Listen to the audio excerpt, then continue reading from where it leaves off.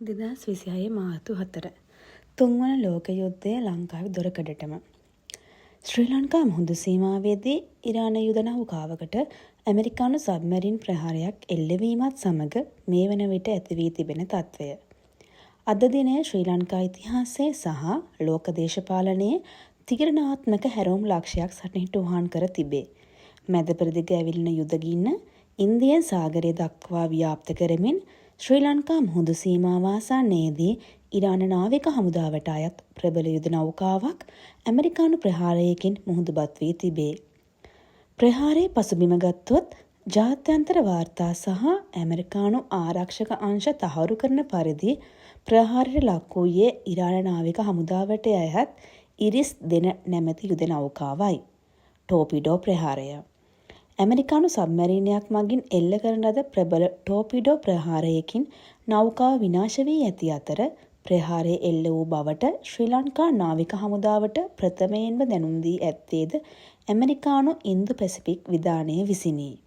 ස්ථානය ගත්තොත් ගාල්ල වෙරළ තීරයට නාවික සැතපුම් 40ක් පමණ දුරින් වූ ජාත්‍යන්තර මුහුදු තීරයේදී මෙම ඛේදවාචකය සිදුවිය. මරණ සහ බේරා ගැනීමේ මෙහෙයුම්. නිල නොවන වාර්තා අනුව නාවිකයින් 80කට අධික පිරිසක් මිය ගොස් ඇති බව සැලකේ. අතුරුදහන් වූවන් නාවිකයන් 101 දෙනෙකු පමණ තවමත් අතුරුදහන්ව සිටින අතර ඔවුන් ජීවතුන් අතර සිටීමේ සම්භාව්‍යතාවය ඉතා අඩුයි. ලංකාවේ මැදිහත් වීම. ශ්‍රී ලංකා නාවික හමුදාව සහ ගුවන් හමුදාව වහාම ක්‍රියාත්මක වී නාවිකයන් 32 දෙනෙකු බේරාගෙන ගාල්ල කරාපිටිය රෝහලට ඇතුළත් කිරීමට සමත් විය. මේ තනිකරම මානුෂීය මෙහෙයුමක් ලෙස ලංකාව හඳුන්වා දී ඇත.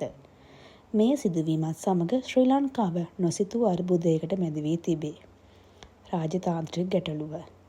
ඉරාන නාවිකයින් බේරා ගැනීම නිසා ඇමරිකාවෙන් සහ ප්‍රහාරය එල්ල කරේ ඇමරිකාව වීම නිසා රටවල් දෙකෙන්ම ලංකාවට විවිධ බලපෑම් එල්ලවීමේ අවදානමක් පවතින නමුත් මේ මානුෂීය මෙහෙයුමක් හා ජාත්‍යන්තර නීතියට අනුගත වීමක් පමණක් නිසා බියවීමට කරුණක් නැත. මුහුදු තීරය. මෙම සිදුවීම සමග ශ්‍රී ලංකාවට මුහුදු තීරය ඉන්දියන් සාගරය නිල වශයෙන් යුද ක්‍රියාකාරකම් සහිත කලාපයකට ඇතුල් වී ඇති නිසා නෞකා ගමනාගමනය පිළිබඳ ගැටලු මතුවිය හැකිය. ආර්ථික සහ පරිසර හානිය. ගිලීගේ නෞකාවෙන් තෙල් කාන්දු වුවහොත් අපේ දකුණු වෙරළ තීරයට මහා පාරිසරික විනාශයක් සිදුවිය හැකිය. ලෝක බලවතුන්ගේ යුද්ධය දැන් අපේ අභියසටම පැමිණ තිබේ. නමුත් කිසිදු රටකින් තවමත් ශ්‍රී ලංකාවට බලපෑමක් ඇති කර නොමැති නිසා අප අනැති බියක් ඇති කරගත යුතු නැත. අලුත්ම තොරතුරු සහ විමර්ශනාත්මක වාර්තා සඳහා දැන්ම අපව සබ්ස්ක්‍රයිබ් කරන්න. අපි විශ්වයේ තතු.